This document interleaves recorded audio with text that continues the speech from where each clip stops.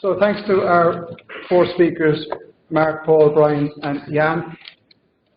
I'd like to introduce you now to David Taylor. David has joined us from the UK this morning. David has over 25 years experience as a managing director, providing architectural design and contract management services across public and private sector. David is a chartered architectural technologist, a chartered building engineer, and since May of last year, David is the Vice President of the Chartered Association of Building Engineers.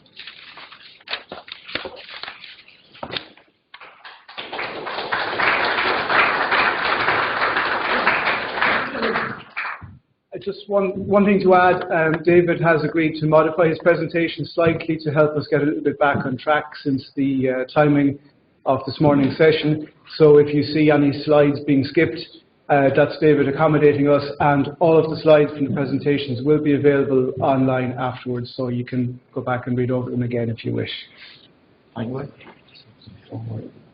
Which is the lines? Yeah. Okay, lovely. Thank you. Thank you, everybody. Can you hear me all right? Good. There is a little bit of a push in the UK. I appreciate that the standards in the UK and the standards in Ireland, there is a bit of divide. Architecturally, we all work from the same hymn sheet. Legislative standards have changed considerably. And I work a hell of a lot in the UK with the Party Wall Act, and I don't know if a lot of you are familiar with the Party Wall Act. And I know it's not relevant a lot in Ireland, but believe you me, I think you'll find it's on its way. CAVE have asked to, well, they're driving, CABE and the Construction Industry Council are the two main drivers in changing for compliance and best practice methods. It's been highlighted over many years, and we've seen it on TV programmes, standards of workmanship, both in design and on site. And it's a big, big push which they're currently looking to change. This is not meant to be a critique against all professionals. This is just a standard which or an issue which we're raising, which affects all. It's been brought out there by professionals, and we need to look at changing things. So, Wayne has already introduced me, but apart from that, I'm also a panel member at the Grand Design Show, so I do have a particular knowledge and know-how of Mr. McLeod, who is later in the presentation. So what is meant by design or build, compliance and best practice? Well, design and build, it's a method to deliver a project in which the design and construction services create both formal and informal relationships. And I think we've covered that in some of the presentations which we've just heard earlier on. Compliance, it's the action of complying with industry laws, regulations and instructions, planning, building regulations, Party Wall Act, BS standards. Best practice, professionalism and procedures that are accepted as being correct. This maintains quality and legislative standards based on one's self-assessment and benchmarking. I think we all agree with that. The general focus of this presentation is primarily residential. It's not commercially aimed, it's not industrial. There are presentations which are being put together by CAVE which highlights this on commercial projects such as the projects that you've been discussing this morning or earlier. So, architects, technologists, designers, building engineers and general builders are the backbone of the built society, responsible for addressing some of the biggest and extreme challenges facing our industry both now and in the future. I think we agree with that. But there's a comment there from Judge J.J. Bailey, a recent comment, which is from about August last year. Architects, technologists, designers and building engineers are concerned with all activities involved in the design, creation, assessment, construction and maintenance of the built environment. Developers and builders are concerned solely with ensuring the safe delivery of all projects. We agree with that? Yeah? Quote there from CABE. The main emphasis of the architect, technologist and building engineer roles is the technology of buildings through their specialisms, which focus on the building design and the managerial aspects of the project at hand. Kevin McLeod's quote. They are experts at encouraging collaboration across a wide range of design and management skills. Their integrity, communication, knowledge and skills maintain designs that work for today and tomorrow. I've highlighted the word there, integrity, and I'll come on to it later into the slide. Experts? Do we consider ourselves experts? It's a big word, experts. I think we moved on. I don't think personally we can call ourselves experts. Knowledgeable perhaps, but I think we've moved on. Cade quote, the building profession is defined by its knowledge, principles and experiences allow its members to take personal responsibility for making better than random judgments for their clients and end users in areas of uncertainty and risk. You touched on earlier about contractors, workability, performance gap. This is what we're on here. Kevin MacLeod's quote again, the main emphasis of the general builder is to use their integrity, that word again, creativity and technical expertise to achieve a better building performance, which is cost effective in the construction and operation process, ensuring end users meet their needs in a cost effective and functional, inspiring way. Do we see inspiring work on the TV with cowboy builders and things like that? There's a lot of it happening out there. So, we are all committed to doing the following values in everything we do, whether we're architects, engineers, surveyors, students that are studying. We're all committed to the same values. To be professional, ethical, respectful and accountable. To provide quality services to ensure end user satisfaction. To meet the needs of clients, statutory requirements and obligations, associated professional colleagues, and all of the matters of compliance. Yeah, that's an interesting one. To engage with others and maintain project teamwork and balance. We all work together, we all network. To promote our own standards to others. To learn from our actions and share your understandings openly. Evaluate and reflect upon our performance and feedback the findings. How many times do we still put our hands up? I'm responsible for that error. You don't see much of it now. It's quick. That's your responsibility. You did that. So, our primary objective in all that we do is to provide informative and specified information and a safe project delivery that will benefit all in the chain. We all appear to be in a mad day-to-day rush, and we are all guilty of not giving ourselves the chance to reflect and consider whether we're doing what is right in our professional lives, and or to consider that when it goes wrong, who is a negligent party. Are we sometimes a little bit guilty of being a little bit too busy, and we're guilty of let that little bit go?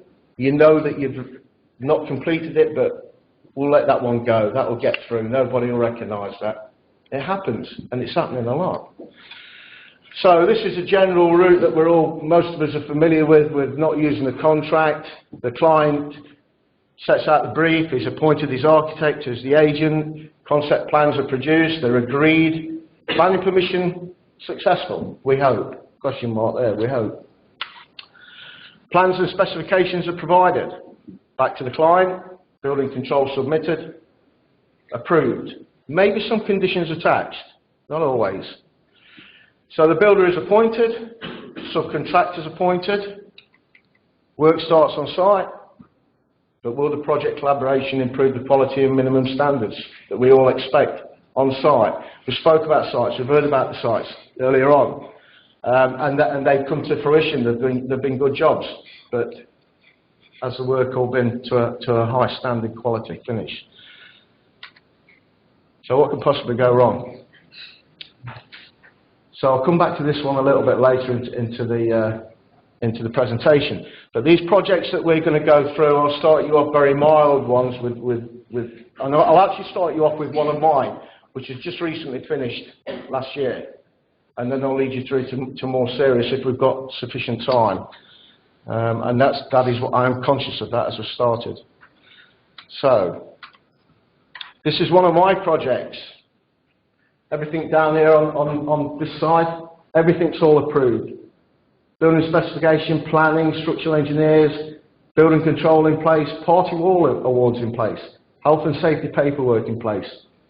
Simple planning project, 2 properties.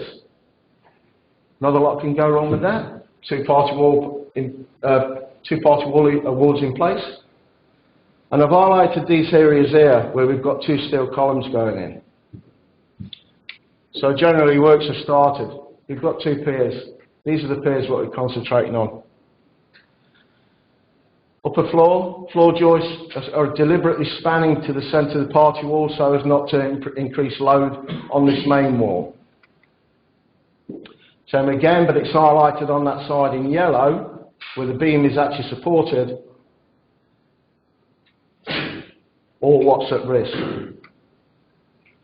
This was picked up on site by the building controls during a random visit. So you can actually see the pier. And that's carrying a universal column, it's not carrying a universal beam. So the weight alone on there is absolutely tremendous. And it was installed by crane delivered to site. The complexity of getting that crane on site alone to put that in. But the pier was constructed in the wrong place.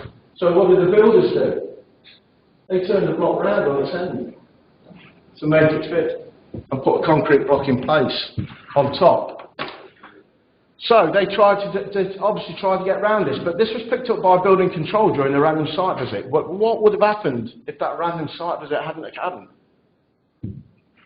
That would have been covered up, gone away. We'd have put a warranty certificate on that and we'd have moved away from it. But all that what I highlighted in yellow there was all at risk of collapsing at some point. So what happened? We were alerted to the issue by building control. We visited the site and we put in safety measures immediately. We called in the structural engineer and the new pier was constructed inadequately. The engineer had left site and that's what they constructed, another thin pier. Nobody around to see the work, we'll put that pier in place and we'll cover it off. So luckily it was just by accident, the engineer had gone back to site again, instructed that to happen. Subcontractors were removed from site. That is now a legal issue which is going through court. So, and these next projects will show you my intervention where the legal involvement on this, where they've either got the solicitors involved, I've had to get in court injunctions on these jobs, and or they're being represented in court now. But we're only talking about workmanship, both in design and build, in the last 3 years. We're not talking 20 years ago, we're talking 3 years ago. This is a standard of what we are now getting, and we need to stop it. And this is on a small scale. So this one, 2013, infill project to a terrace property. It's got full planning consents obtained and approved, works under a building notice. We're all familiar with the building notice, yeah? Is it the same term in Ireland as what it is in the UK? Local authority. No party wall notice is served. No agreement with regards to drainage discharge. No building contract in place. The builder was chosen as the cheapest quote. How often do we hear that? I was appointed by one of the property owners because of the damage which occurred to their property through a beam which pierced their wall. So I went to site and this is what I saw when I went to site. And as you can see, they're going through the numbers. We've got different types of block work, 3 different types of block work there, just to make up that wall. It's all laid flat. We've got joints perpendicular to each other. How often do we see standing work like that? We've got a beam there that's running into the wall, which is number 8, and that connects with the beam bottom number 6, where the timbers are returning into the beam. But the timbers are all split. But who did they have tirelessly on site, cutting out a groove to sit timbers into a steel beam like that? Doesn't happen. So all those timbers were all split. All a waste of time. Number 5, you can see the height of the adjoining owner's wall plate. On this one, the wall plate there, number 9. It's a block and a half lower. It's a standard of work, abysmal. But back to that, number 8, the beam number 8 is actually penetrating the walls of the adjoining owners. Goes further, this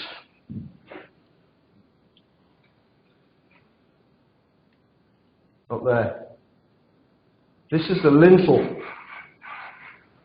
over this window. And it's actually 3 millimetres sitting on the face brickwork there. It's not even sitting on the blockwork inside. And again, the same thing here. We've got a timber which is actually sitting in the face brickwork, blockwork. No padstone on here, and again, we've got mortar joint continuous all the way down, 2 beam supports. So this was an horrendous job. And what happened next? I got asked to get involved by the adjoining owners due to party wall damages. The damages were so severe, I obtained a court injunction to stop further work. Has anybody in the room done a court injunction? Have you had that to go and do a court injunction? Yeah? Not nice, is it? So we investigate the work carried out as part of a condition schedule. So there was no condition schedule done on either one of the properties, neither as part of the remit to do this work. So we alert the building owner and we call in a consulting structural engineer. The building owner directly communicates with the building control. The building control confirmed no inspections since the excavations. So we're at that point, what we've seen there, but the building control have not seen anything since they've done the excavations. So the building control visit the site and condemn the works. Planning enforcement visit the site following building control feedback. There is, in the UK, I'm not sure about in Ireland, there is a reason why on terraced houses there is a gap. And that gap is usually for water services or drainage services that run through. And you're not allowed to build over that. I don't know whether that's like in Ireland, but this wasn't picked up anyway. So there was no application made to the water board. The client discusses with his designer, and his designer refuses to get involved. So yes, he had a designer on the job, but the designer refused to get involved. Amazing. I was asked to take over the project. I declined. The building control visit and advised on making the site secure, no further works. Building owner proceeds with legal claims against the builder. The building owner proceeds with negligence claims against the designer. The designer has no PI and worked for full-time in a REBA registered practice. Risk. Water authority refused to build over and the building work is then demolished. To date, the client's costs are in excess of £90,000 and the case is ongoing. So this is just giving you a taste of things. 2013, again, 3 years ago, 2.5 years ago, Grade 2 listed building. Full planning consents obtained, conversion 5 flats. Conservation consents not yet issued but agreed in principle. Local authority building control, full application, but full plan details not approved. I got called in again by the adjoining owners to look at the party wall matters, damage to either sides. This is a listed building, a Grade 2 listed building. This is what I found when I went in it. And this was like a war zone. These are builders providing general building services. In the UK, they can go one day and pick an hammer up, and the next day they can go out and call themselves a builder. That was a Grade 2 listed building, stripped of all its assets. And on slide 3, this one here, this is me laying down on that floor up there to get the underside of the ridge. What happened next? Asked to get involved by the adjoining owners due to party wall damages. Request builders to stop further work until the damage extent. Party wall surveyor is appointed to act for the building owner. We investigate the work carried out as part of the condition schedule along with the building owner's surveyor. So why wasn't the condition schedule carried out when plans were prepared? Unbelievable. So both surveyors call in a consulting structural engineer, building owner surveyor asked for immediate party wall remedial works to be carried out. We decline and challenge his request until an appropriate award is in place. Call in the building control call in the planning department, conservation department. And as a matter of course, the police are already involved in it. They have to be. It's a listed building. It's a criminal offence. The building owner informs they were given the go-ahead by the designer to commence the work. The designer for the building owner is then interviewed under police caution. The building has been totally stripped out of its features and completely tipped. So the building owner is then interviewed under caution. He demands he is innocent, as he would. All work is stopped and conservationists are brought in to salvage the building. The building owner receives a £5,000 fine from the local authority and is further prosecuted. Building owner is fined in court £30,000 in order to put the character back. Negligence claims was awarded against the designer, and the designer had verbally agreed to commence work at a site meeting. So, although no paperwork, no contracts, nothing in place, the designer has said, yes, you can go ahead with that. Clients were astute enough to hold him to that. His professional indemnity was £250,000. Restoring works were in excess of £200,000. He then resues the designer because he's turned himself an architect. How many times have people referred to it as an architect? I'm a chartered architectural technologist, but people often say, oh, you're my architect. Not an architect, but how many times do we come up against that?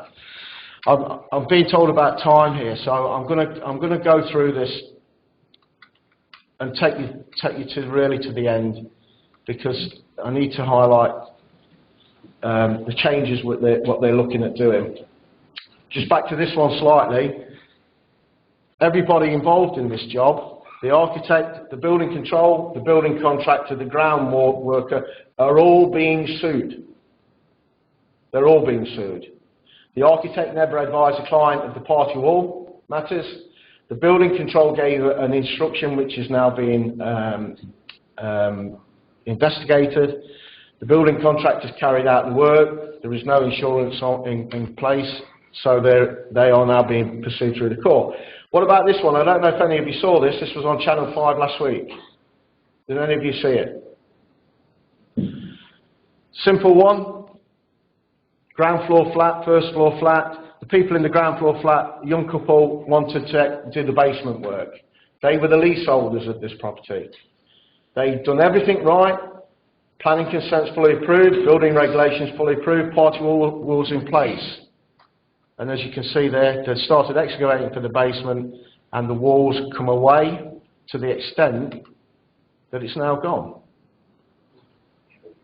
So it was exposed by Cascade News, Daily Mail in 2012, and it was shown on Channel 5 on the 29th of February. So you can actually watch it again on catch-up. High Court judgment was made in September 25, and the builder was fined £287,000. Social media involvement on that is quite interesting. But the judge's quote, the builder is purely to blame, along with the building industry, which even in the area of health and safety remains shockingly under-regulated. And this is the push from CABE and CIC, the Construction Industry Council. This is where they're now going. Back to this word, integrity. I've put SEC up there because it's not just in our industry. We've seen it in the football side there. But real integrity is doing the right thing. And the person's test of integrity is his or her refusal to do or say anything that would be damaging to others and themselves.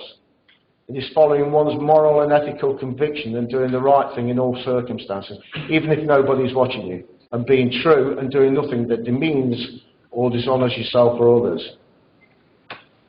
So it's a big word. Kevin McLeod. This is Kevin Blunden, Chief Exec from CABE. As part of their push, this is on their agenda to discuss at a few events throughout this year. But this is what Kevin was at to say. Providing and maintaining the quality of a building that it can function at the highest level are now collective major issues which need to be addressed, and achieving this will be challenging. All parties, professionals and builders alike involved in the construction process from conception to completion and beyond owe a duty of care and responsibility to building end users to not only meet minimum recognised standards but to provide high quality projects of design and to strive for build excellence throughout the process. Construction or building performance failure is not an option, and build quality is a collective responsibility. Sam Allwinkle, I put this up here, who's from CIAT, he's now discussing this very topic this week at the EcoBuild. This is on a panel debate, which is all being discussed at the EcoBuild, so I won't read that through, but it's basically very much like Kevin Blunden. What's happening? These documents. So what can be done professionally? So there is a document in place now called Collaboration for Change. I don't know if any of you are aware of it or seen it, but professionally they're looking to integrate this. So it's one to look for, it's one to read, it's one to grab, because this change is going to happen. Closing the Performance Gap is another document which is now ongoing. That's in its draft format. An interesting read. And the IES, the International Ethics Standards, they're also looking into this as well. 3 good documents are all worth a good read. So what can be done to improve buildability? In the UK, third-party or self-certification is now being discussed. So as an architectural technologist, as a chartered building engineer, as a chartered surveyor, minimum size extension works, ground floor, first floor extension out 6 metres by 4 metres is just an average. You will be able to sign it off. You will not need building control on that project. This is where it's going. So you, as a designer, would be 110% completely responsible for that project. That's where that's going. Education and training, closing the performance gap. It's interesting how you guys used the word earlier on, the performance gap. How? I'm not sure. Accreditation, again, I'm not sure how that one's going to work, but in Europe they have the licensed building register. Germany, France, Belgium, Ireland, there is building registers, but in France, they have it now where the builder is responsible for the project for the next 10 years. So it's the builder that's actually issuing the warranty for it. Increased use of contracts, I'm not sure. Tighter insurance agreements could work, but again, I'm not sure. Would a clerk of works be better employed? I don't know. Do we have clerk of works in Ireland? So would they be better employed? Small-scale projects? I don't know. A building control, what does the future hold? Can it be improved? I'm not sure. We're now looking at planning coming in the same way as building control. So you are going to have an individual planning people, and that then is going to go back to the local authorities. So it's all changing. So I've had to fly through that because of time, but there's so much more in it. So please, if you get a chance, go to it.